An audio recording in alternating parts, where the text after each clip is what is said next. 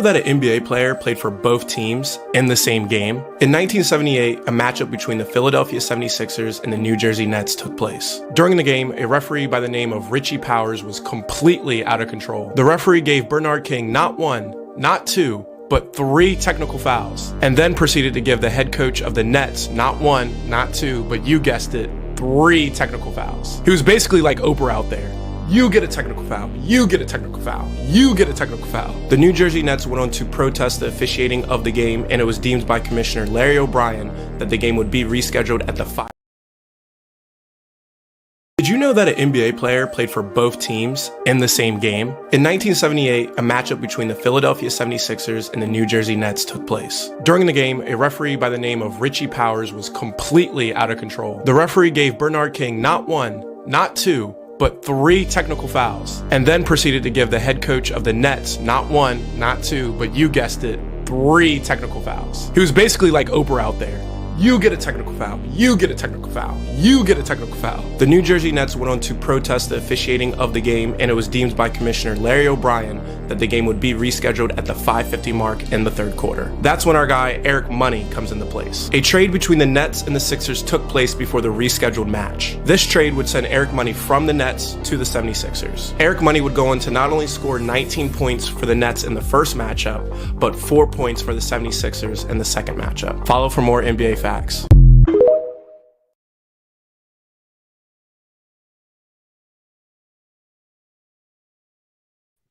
Good evening, good evening, good evening. Thank you for joining me here in Conversations with Taz for Freeform Friday. Sorry I could not join you all last night. I had a bit of an emergency to take care of and had to get prepared for today.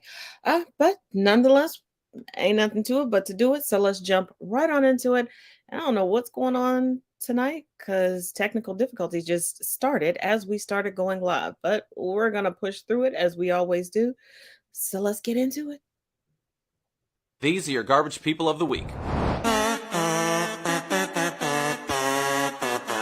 At number 5 with 5% of the vote, we have Joe Tacopina, Trump lawyer, who spent the week berating and insulting E. Jean Carroll, who claims that Trump assaulted her back in the 90s. As a lawyer, he makes Lionel Hutz look like Atticus Finch, the sort of lawyer that only a Trump could love, but unfortunately for Joe Tacopina, Trump is not capable of that sort of emotion. In the number 4 spot, with 8% of the vote, you have Representative Seekins Crow, who recently dismissed her own transgender child's struggle to make a point about how parents should be willing to watch their child take their own life rather than simply extend a little bit of acceptance. Now, as a politician, she's a failure, but she is a pretty strong candidate for this year's Worst Parent of the Year, especially since she locked down the complete lack of sympathy vote. Claiming our number 3 spot with a solid 22% of the vote, you have the entire Montana GOP, who recently barred transgender state representative Zoe Zephyr from the House floor after her impassioned defense of trans people against a bill the GOP was rolling out. Now, that strategy has clearly backfired, so congratulations, Montana GOP. In attempting to silence Zoe Zephyr, you instead gave her a national platform. It's like trying to put out a fire by smothering it with gasoline. It hasn't worked yet, GOP, but keep trying. Just missing out on the top spot. Our number 2, with 24% of the vote, you have Texas Governor Greg Abbott. He recently followed up a tragic mass shooting in his state by making xenophobic comments about the victims. He's a man whose moral compass is so broken, it's really more of a moral fidget spinner. Here's hoping that as a result of that, he gets lost in the desert of self-reflection. Or just any desert. And that, of course, leaves your garbage person of the week. With 42% of the vote, we have Marjorie Taylor Greene. Why? Well, because this time she's decided that step-parents are not, in fact, real parents. It's good to know that her expertise extends beyond just Jewish space lasers to defining family dynamics. Thanks to those comments, she has owned not only the libs, but the millions of conservative step-parents who very much consider themselves to be real parents. She should really stick to her day job. Although on second thought, no, maybe not. That's it for this week. Big thanks to the 46,000 of you who voted, and thank you for watching.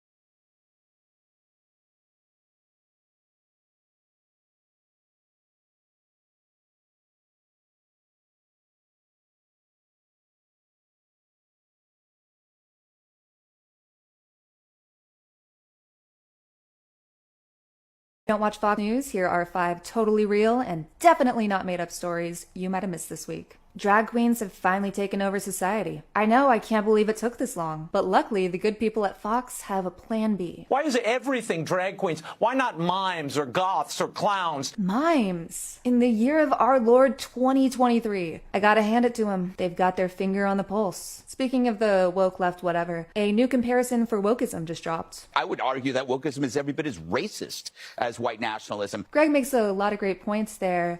Unrelated, can you please define wokeism for us? I give it another 6 months before it's gone. Jordan Neely's public lynching was justified. I'm sorry, you're getting another Gutfeld clip, but yesterday he made one of the most infuriating arguments I have ever heard. If anybody says this is like George Floyd, no, it's because of George Floyd. Oh, and not only that, but this happened because we made the police feel emasculated. Because since George Floyd, we've had the resulting chaos, the defunding, the emasculation of the police. If you can't do your job without brutality, I'm just gonna assume you're impotent. And if you don't stop a civilian from getting choked, it's not the left who's emasculating you. They were adult men. Teachers are no longer allowed to be Christian, at least according to Laura Ingraham. Can you be both a serious Christian and a public school teacher? In Riverside, California, the answer is no. Yeah, it sounds like that sucks. Except in this case, serious Christian means antagonizing trans students. So yeah, I don't have a lot of sympathy. Sorry.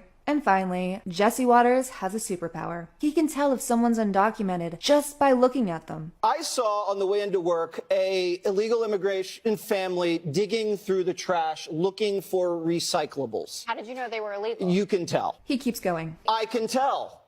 I'm a city guy. Yeah, he's not done yet. You don't want me to get into it, but I can tell. No, please, Jesse, continue. I, for one, would love to hear more about this. How exactly can you tell if someone's undocumented just by looking at them? I'm a city guy. I will probably see you on Friday for next week's recap. I might be playing Tears of the Kingdom. But until then, don't murder people. I don't understand why this is now a hot take, but yeah, murder is bad, and you can quote me on that. Once again, sorry for the slight delay. We had some technical difficulties right after I talked about it. Maybe I should stop saying that. We already know Fox News is a dumpster fire that's going to continue to be a dumpster fire. And it looks like CNN is moving very close to it. But yeah, let's get informed and updated regarding Jordan Neely. As always, check the links in the description of the video. There's a lot more information and a lot further regarding my thoughts. And as always, additional links within the blog. So let's go. If you've ever been on a subway train in New York City, you've probably had an experience where somebody enters the train, says that they're hungry, they're tired, they need money, they need food. Some people ignore them, some people help them. Yesterday at 2:30 p.m. on a 2nd Avenue train, these 4 people watched as someone was murdered for begging for help. None of their names have been released, but we do know this is a former Marine who held Jordan Neely in a chokehold till he stopped breathing. This man helped hold him down. This guy over here continues to touch the body as Jordan struggles for his life. We haven't been able to confirm yet, but there was a woman's voice heard on the video screaming, "You're going to kill him." That might be this woman here who was also in the train car. Jordan Neely was a street performer and Michael Jackson impersonator. A journalist who rode the train said that there was no reason to believe that Jordan was about to become violent. Jordan has experienced mental health issues and homelessness on and off since he was 18 years old. His mother was also strangled to death at the hands of another person. Her boyfriend was convicted and is serving 30 years in prison. No charges have been filed against these two.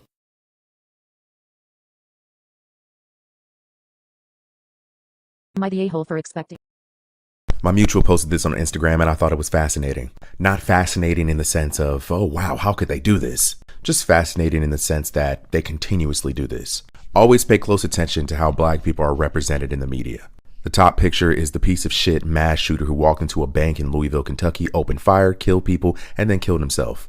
And the bottom picture is Jordan Neely, whose story I'm sure you've heard of. He was a homeless man living in New York, was being loud on a New York subway, and a white man thought that he deserved to be choked to death for 15 minutes. And that white man still has not been arrested and charged with murder. I'm waiting. And as always, I wanted to add a little bit more information. That white man, he has since been identified. Y'all know we're not going to do that over here. But he's a former Marine which means that the chokehold that he used, he was trained in, expressly trained to know that it is deadly force, exactly how long to use it for, where to put the pressure in. After Jordan's body went limp, he continued to hold on. And please tell me, why would you go into a situation and escalate it instead of de-escalating it? Talking to Jordan, giving him a bottle of water, the other half of your sandwich, whatever, could have gotten it to the point where, hey, we can talk this down. On top of the fact that the resident chair of the New York branch of the Coontastic Committee,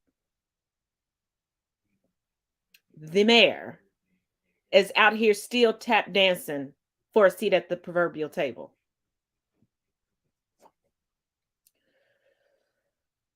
Oh, child. Get comfy. Of course, we have a shit ton of SCOTUS news. Now that we know that the Republicans blocked an appropriate background check into Brett Kavanaugh, did not investigate credible claims of sexual assault by him by women, and made the excuse that it was mistaken identity, and it wasn't, and the man that they blamed for wasn't even at Yale, and he tried to come forward and say, hey, I have literal evidence that it was not mistaken identity. It was literally Brett Kavanaugh. Now that we know all of this, we need these questions answered. Because now that we know that Justice Clarence Thomas has been on the take by a Republican donor, we need to know where all this came from. Like, there needs to be a serious investigation. And fuck Justice Roberts and his illegitimate Supreme Court. The Supreme Court of the United States of America is illegitimate.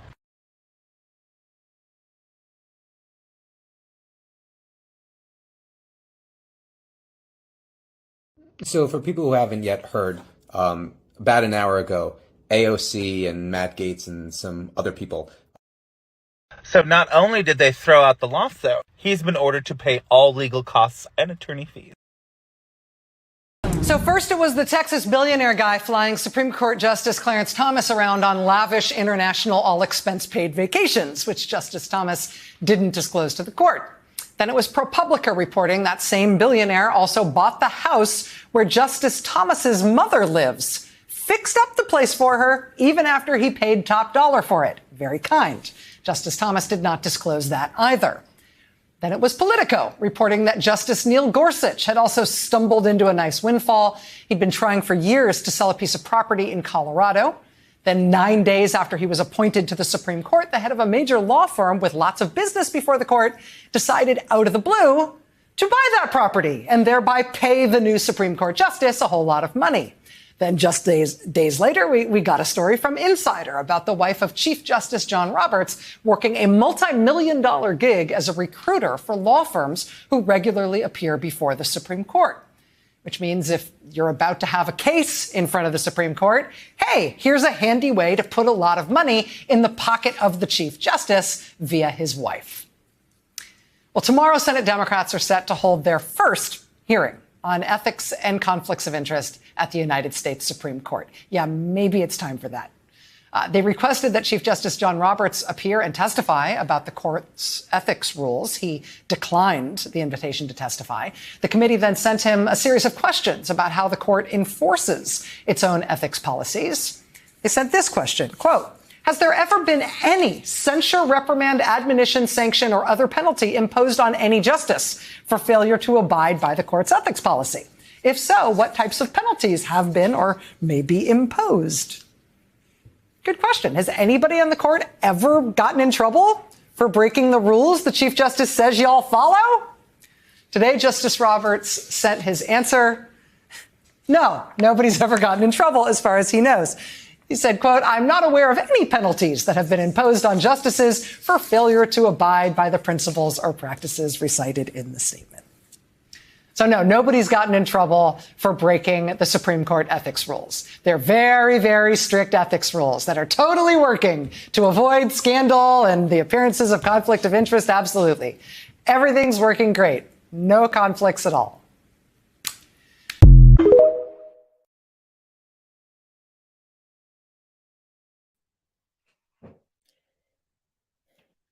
There were conflicts during their confirmation hearings.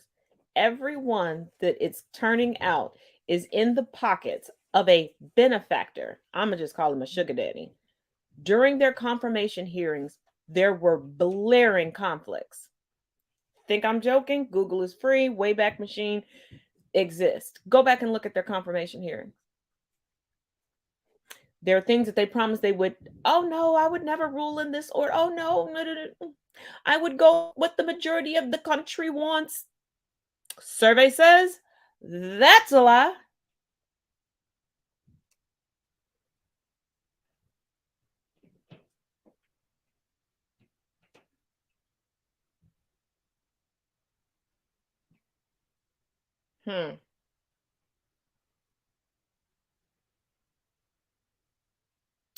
But everybody seems to be intertwined and using everybody.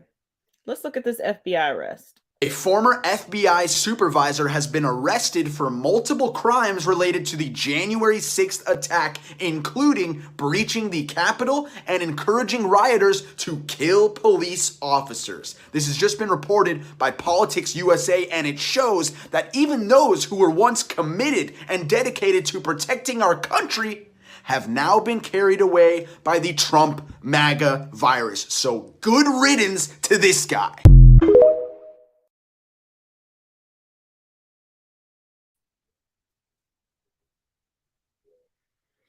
And also keep in mind,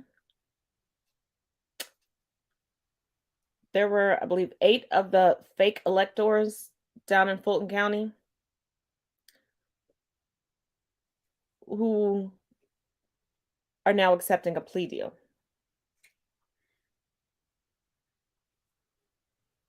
Whew.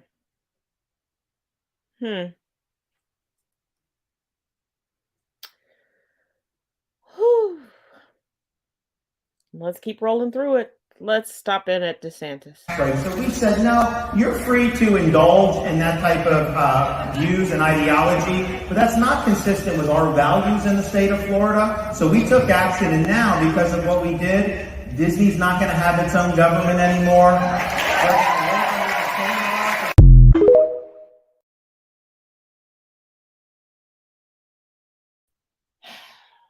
The set of rules that Disney was given, there are multiple corporations that have those same setup in Florida.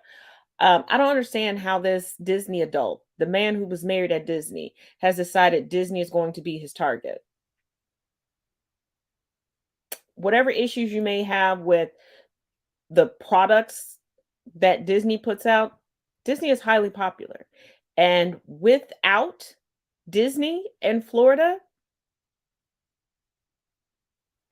but you know, conservatives love to let these culture wars that they create in their head, so they can have, you know, this mythical fantasy of having this enemy that's coming after them that they must stand heroic for and defeat, is what cost the original Hollywood from moving out of Florida. Now, we all have a pretty good grasp of what's going on in Minnesota. And I know that I'm a pretty tough-nailed mama bear. But even I wouldn't do this.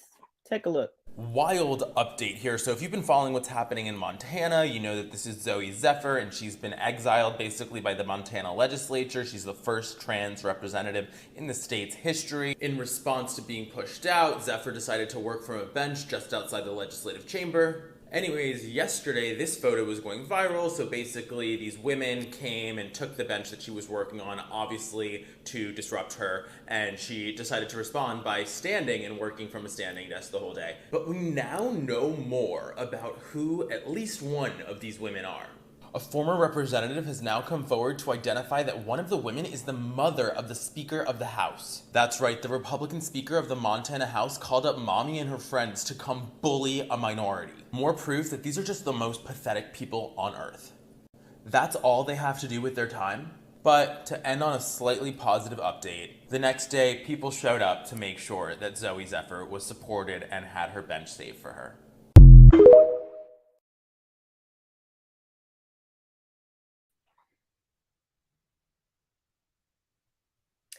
Bigotry is taught.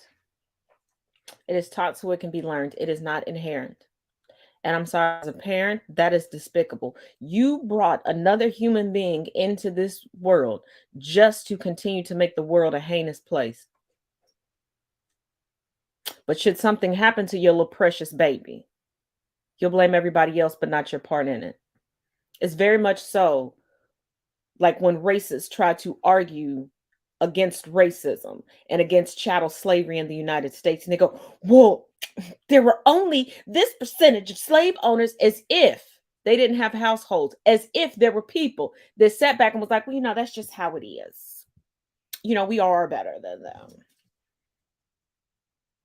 Because every culture war gives somebody that the top 1% has always had their foot on their backs for somebody else to feel better than.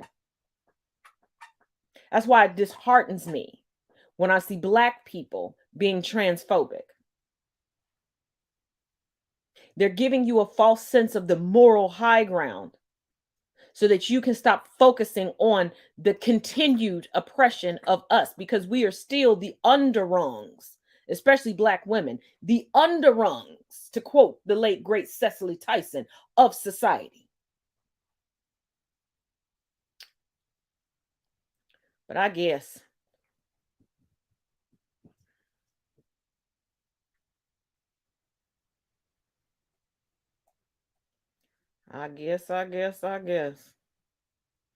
whatever to feel accepted, Let's go back again and break down old Tuk Tuk. Let's go. They believed that he could broker who was Speaker, House Speaker. He wanted to do that live on air, but Kevin McCarthy said no. What do you mean he wanted to do that live on air? His plan was to have Kevin McCarthy come on the show, according to Justin Wells revealed this grand plan to us. Tucker, a few days earlier, had sort of set some terms for McCarthy, which included this church kind of committee that he said about, I think this was about January 5th, so about January 2nd, he said, you should have this church committee. So fast forward to January 5th, they start asking me to book McCarthy on the show that night. I had worked with him a lot when I was at Sunday Morning Futures and had a relationship with his team. That afternoon, Justin came in and he said, here's the plan. Tucker's going to first have Kevin on, hear him beg and grovel. Then we'll bring in Matt Gaetz, and Matt Gaetz will then kind of set his terms. Then Tucker will set his terms that McCarthy has to agree to. Tucker Carlson had terms that McCarthy had terms. And we're going to make this whole thing happen on air and save the Republican Party. Now, fortunately, for McCarthy's sake, he said no. But he did call Tucker the next day from his office with Representative Thomas Massie and had agreed to some of Tucker's terms, according to a text that Tucker had sent me. And he said that was a win. Prior to working for Carlson, you worked on Maria Bartiromo.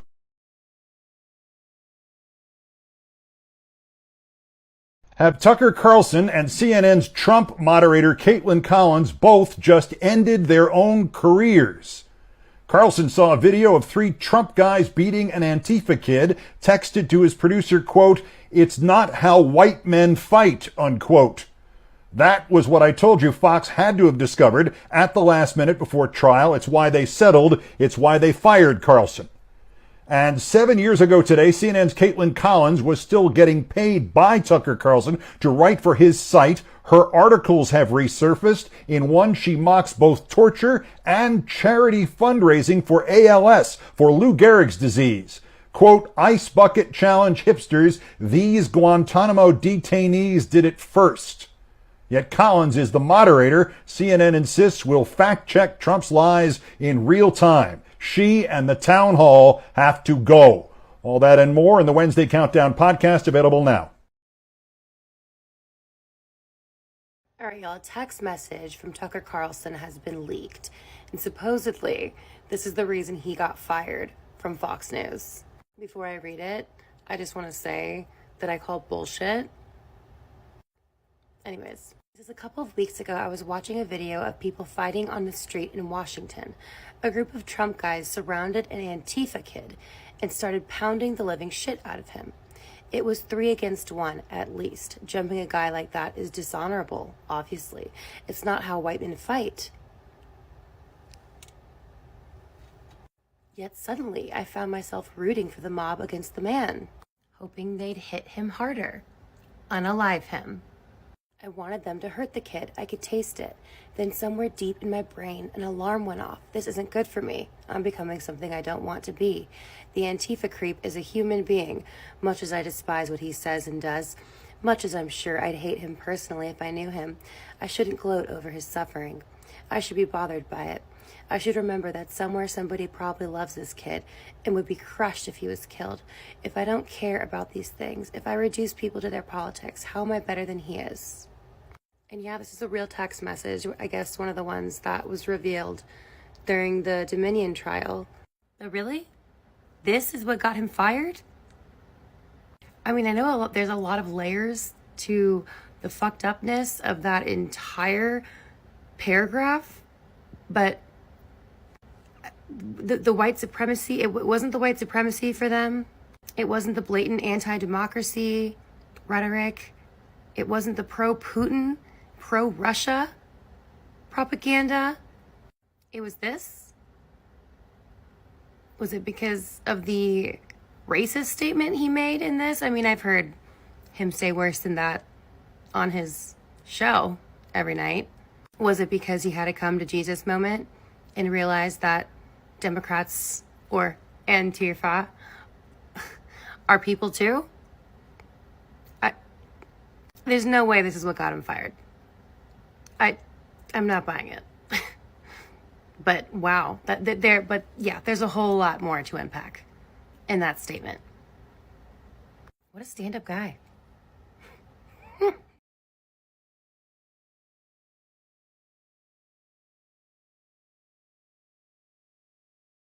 So the currently unemployed news commentator Tucker Carlson grew up in San Francisco, which is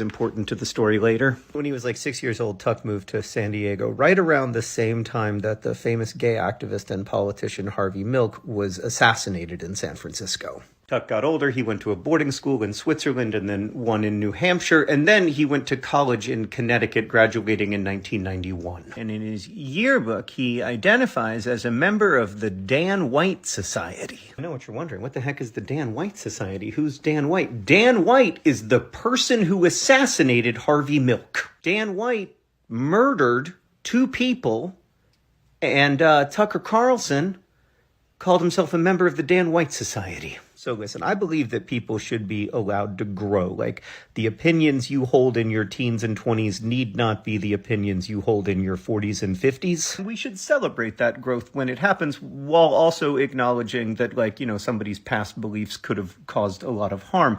The thing with Tuck is that he didn't grow. He got on a path and then he stayed on that path. By the way, this is the last video I'll ever make about Tucker Carlson, because he's officially no longer my nemesis, because he's no longer important enough to be a nemesis. As I told you all a few days ago, Tucker is who he is on or off camera. He just gets an ego boost and can deal with his mommy issues on the air. And if you think I'm reaching regarding his mommy issues, Google is free. Let's take a quick break. Check out merch. And I got a little, nice little informative video for you all. And then we'll get into some updates regarding Alex Murdaugh and the Idaho College murders.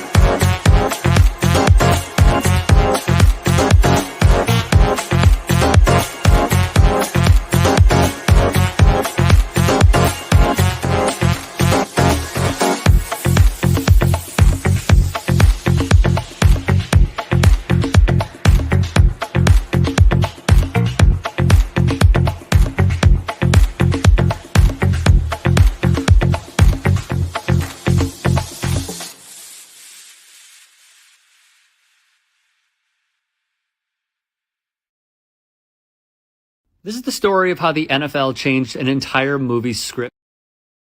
This is the story of how the NFL changed an entire movie script because it was too. This is the story of how the NFL changed an entire movie script because it was too harmful to their brand. Will Smith would play this man, Dr. Bennett Omalu, but who is he? A Pittsburgh-based neuropathologist who would conduct a very important autopsy. That would be on the brain of four-time Super Bowl winner Hall of Famer Mike Webster. Over time, he deteriorated. He was sleeping under bridges in his truck. It was bad, and no one knew why he deteriorated the way he did. Webster would pass at the age of 50, and Dr. Bennett Omalu would make a very key finding. CTE in Webster's brain, the very first found in an NFL player. 3 years after the autopsy, Dr. Omalu would publish his findings, though the NFL would demand retractions and say flaws, misunderstanding, misinterpretation. They went in on Dr. Omalu. An example is Dr. Elliot Pellman, a rheumatologist who worked for the New York Jets. You know what that means? He collected checks from the National Football League, but there's more. Here's a pic of him in action. Pellman is described as the point man for denying the links between head trauma and long-term CTE. He would write of head injuries that they are an occupational hazard in the sport. To paint the picture of CTE, look at a normal person's brain and, for example, Mike Webster's brain, who had advanced CTE. So the league was like, oh, we need an independent third party. Dr. Peter Davies, 30 years of Alzheimer's research. They pegged him. Davies would go to Dr. Omalu's lab by the NFL and reach the same conclusion. His report would never be published by the National Football League. Boston University did plenty of studies on the subject. They found out of 376 players, 345 had CTE. They concluded repetitive head impacts appeared to be the chief risk factor for CTE. So when the script was finished for this movie, here's what the NFL did. They changed it. Sony executives and reps for Will Smith discussed how to make this a whistleblower story and not a, hey, football's bad for your brain story. Another unearthed email would show unflattering moments for the league were deleted or changed. An email from this individual, Hannah Minghella, was also off-putting. Rather than portray the NFL as corrupt, let's just go after like a few people. In the end, the movie was changed from its original purpose to protect the shield. Pause to read, but here are some of the lines that were altered or taken out altogether. One of them removed Dr. Pellman being labeled a quack and acts of intimidation by the NFL to Dr. Omalu. The NFL would go on to blackball Dr. Omalu from their concussion summit. They would fund concussion research, but it would be on jockeys. League of Denial, a must-see documentary, would be axed by ESPN, a partner with the NFL. Remember this show?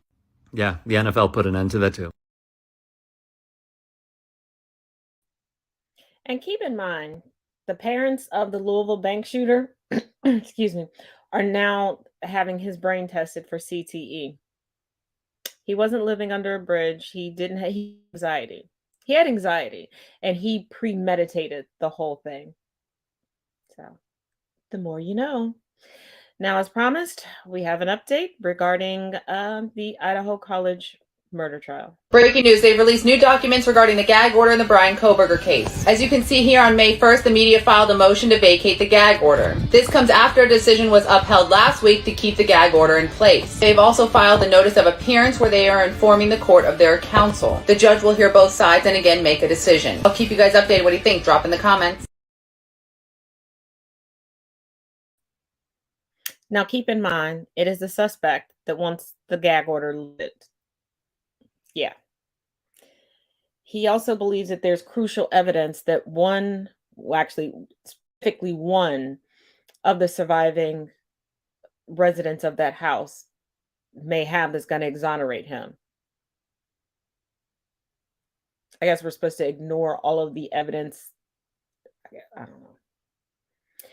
And I don't know why he's saying specifically the young lady who survived and not the young man who survived who saw him has all this critical information that could exonerate him.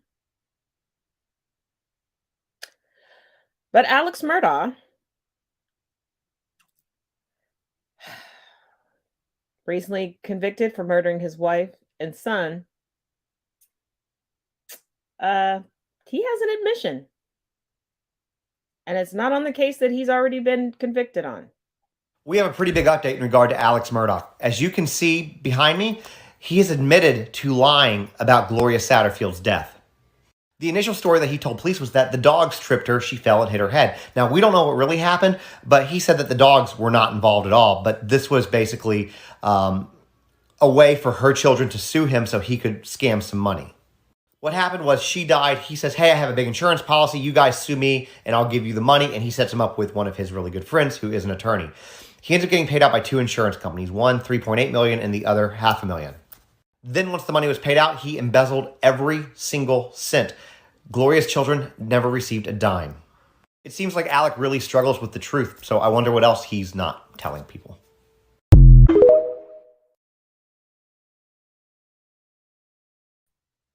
He doesn't struggle with the truth. He doesn't visit the truth.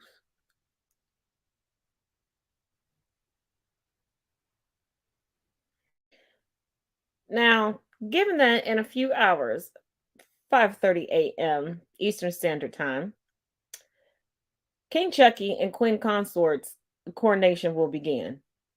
Baby, the tea is, it's hot. Okay, it's hot. And it's coming from a royal you usually don't hear from. She usually so baby, get your cup. Start to, unless you want to your way through this.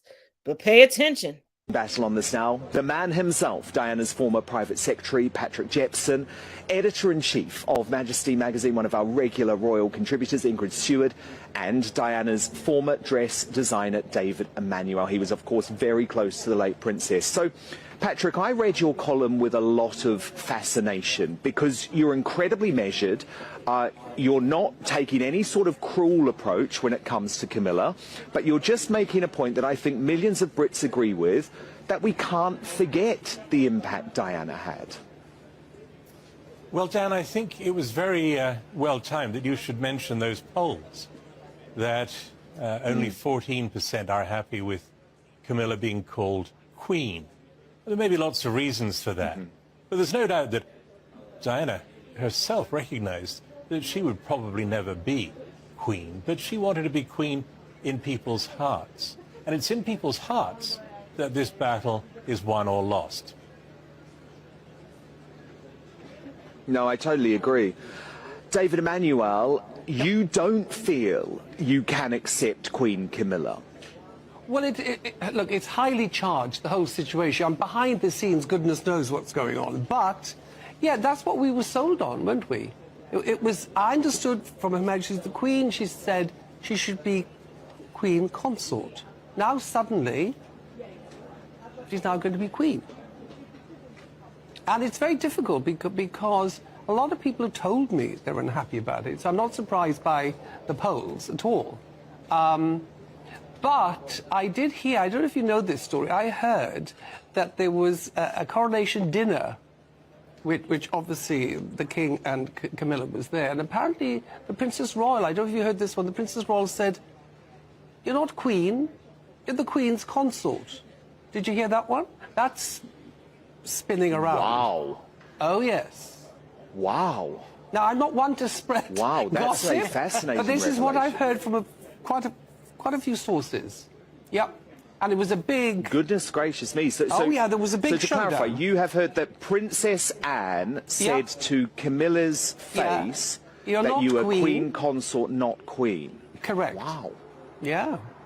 No, That's I pretty hadn't sad. heard So you can that. imagine in the Abbey, I mean, it's going to be so emotionally charged. You've got Diana's sister, Diana's, the Spencers will be there, Camilla's children will be there, and what are they all thinking? What is the country thinking? You know, it's a lot of emotion, but we have to remember it's a religious ceremony, of course, and, you know, we have to remember he was being bred to be king. It was always understood he was going to be king. And there's a lot of stuff that's happening. Well, Patrick would know more than I, but... Well, I mean, I think that's fascinating because, Dan, one of the reasons I think there is so much doubt over Camilla's status in people's minds is the kind of game of semantics that the palace has played with this over the last 25 years. You may remember, Camilla was, first of all, just a friend. And then she was a non-negotiable friend. And then, okay, she was a lover. It's hard to deny after some of the tapes we heard. But the official line then was, yes, but there is no chance that Charles and Diana will separate. And when they did separate, there's no chance they will divorce. And when they divorced, there was no chance that Charles would remarry. And if he did remarry, he wouldn't marry Camilla. And if he did marry Camilla, she would not be anything more than just behind the scenes supporting her man. And then she might be princess consort when he ascended the throne. And then she was queen consort. And now, hey presto, she's queen. They have been playing games with us. It's a series of half-truths. Absolutely. We've been drip-fed, haven't we? You guys, Meghan Markle's family just did a sit-down tell-all interview, but so did Princess Anne. Let's discuss. So her brother Charles' coronation is only 4 days away, and Princess Anne did a sit-down interview with a Canadian news station. For those of you who may not know, Princess Anne, who's now 72 years old, she's the only daughter of the late Queen Elizabeth, and she's basically the GOAT of the royal family. She's the hardest working, she does the most royal engagements, she's a hustler, and she stays in these streets working. Princess Anne, like a true member of the royal family, she rarely ever does television interviews, but she mentioned that this coming weekend, she's going to have a large role in her brother's coronation. Me personally, I'm just excited to see what she wears. A lot of people forget Princess Anne was the original fashion icon of the family. I mean, look at the material. Princess Anne is really that girl. I might have to do a whole nother video on Princess Anne's style through the years, but back to the interview. In her sit-down interview, she mentioned how a slimmed-down monarchy is not a good idea. And if you follow the royals, you've seen this term slimmed-down monarchy a lot. Princess Anne made a pretty funny joke in reference to Prince Andrew and Harry and Meghan leaving the family for California. She said, "We used to talk about slimming down the monarchy when there are more of us around." Princess Anne has been working from age 18 to 72, and she's like, we can't slim down the monarchy. I'm tired. We can't lose any more people. Princess Anne also opened up for the first time about losing her mother, Queen Elizabeth, and her father, and how heartbreaking it was to see her mom all alone in the church pews at her father's funeral. Princess Anne has always stood by her family like a rock, so it was shocking to see her open up emotionally. Like, we don't usually see the royals talk emotions, but it was really refreshing to see that from Princess Anne. Here she is back in September showing respect to her mother's casket, and it's really amazing to see a member of the royal family be so vulnerable. Anne was also really open about modernizing the monarchy and what that would look like under Charles, and she said, hey, I'm just going to follow his lead and take his orders. We're still working out what that's going to look like. In the interview, Princess Anne didn't have kind words about Harry and Meghan. She didn't have negative words. She basically just does her job and shows up. Because Princess Anne has been doing this so long and she's such a workhorse, I don't even think she could fathom leaving the family or not fulfilling her royal duties. Although Harry and Meghan, it's their prerogative to do what they felt was best for their family. All right, I love you guys. Thanks for liking and following. I'll be covering the entire coronation this week. Now, I need y'all to keep in mind, Queen Concubine's first husband was a boyfriend that she stole from her royal princess.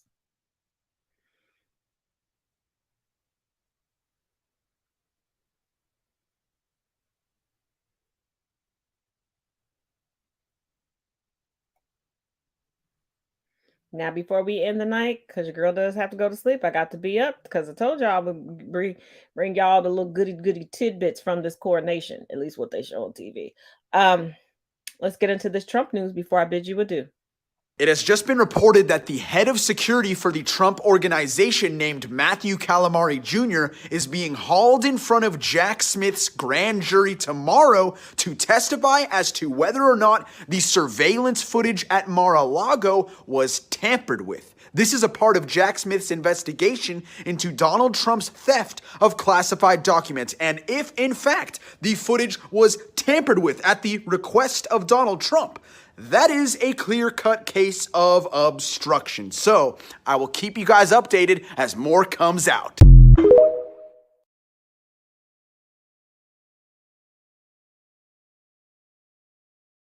So not only did they throw out the lawsuit, He's been ordered to pay all legal costs and attorney fees.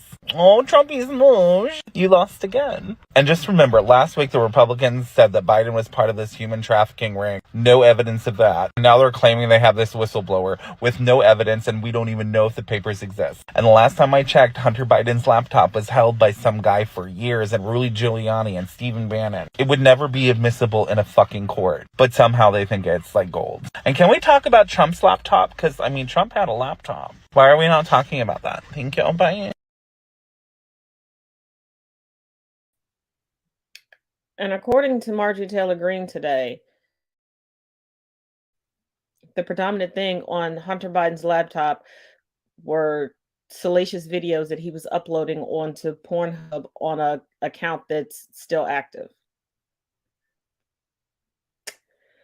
But as always, thank you all for joining me here for Conversations with Taz. I'll actually see y'all tomorrow. Check you out then, as always. Each one teach one, each one reach one. Bye.